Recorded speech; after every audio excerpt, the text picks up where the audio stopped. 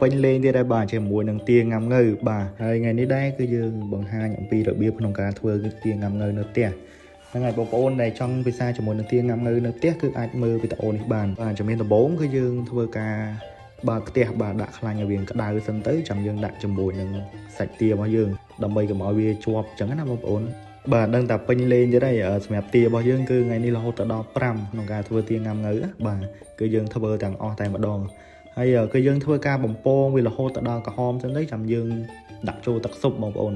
ឥឡូវទឹកស៊ុបរបស់យើងក៏បានពុះដែរយើងដាក់ជាមួយប៊ីយឺហ៊ឺជាមួយនឹងឆៃពៅជាមួយនឹងជីផ្សេងៗទៅឲ្យវាបង្កើតរសជាតិនៅក្នុងហ្នឹងហើយមុខម្ហូបមួយមុខនេះគឺបងប្អូនអាចជ្រើសរើសទៅក្នុងកម្មវិធីឬមួយក៏ក្នុងការជួបជុំនៅផ្ទះអញ្ចឹងអត់ដឹងធ្វើអីបងប្អូនអាចធ្វើជាមួយនឹងទាងំងើនេះបានហើយសម្រាប់បងប្អូនដូចគ្នាបាទដែលគាត់ចង់កម្មង់ជាមួយនឹងទាងំងើក៏ពួកយើងមានលក់ដូចគ្នាហើយសម្រាប់តម្លៃគឺមួយត្រឹមតែ 25,000 ទេបងប្អូនអាចយកទៅ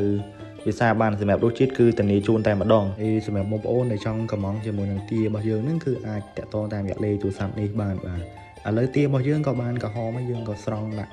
បន្លែកសិនទៅចាំយើងតិចទៀតចាំយើងដាក់ចូលក្នុងទឹកស៊ុបទារបស់យើងបន្ទាប់ពីបំពងប្រហែលជា1ម៉ោងហើយឥឡូវក៏វាក្រហមមែនតើយើងដាក់ចូលក្នុងទឹកស៊ុបទៅក៏ដាក់ការ៉ុតដាក់អីទៅបាទហើយយើងបង្គាស់វារយៈពេល 3-4 ម៉ោងទៅបានវាផុយបងប្អូនសម្រាប់ម្ហូបមួយមុខនេះដែរបើសិនជាបងប្អូនចង់ធ្វើលក្ខណៈច្រើនបែបនេះបងប្អូនគឺអាចធ្វើដាក់ក្រូចងំងើក្រៅនៅពេលដែលយើងដួសទាមកក្រៅមកចាំយើងដាក់ទឹកស៊ុបហើយដាក់ទាងំងើតាមក្រោយអញ្ចឹងណាបងប្អូនឥឡូវយើងបានទារបស់យើងហើយគឺឆ្អិនហើយគឺថាមានរសជាតិឆ្ងាញ់តែម្ដងបាទសម្រាប់បងប្អូនដែលចង់កម្មង់គឺអាចតាក់ទងបានតាមរយៈលេខដែលយើងដាក់ខាងលើនេះអរគុណបងប្អូន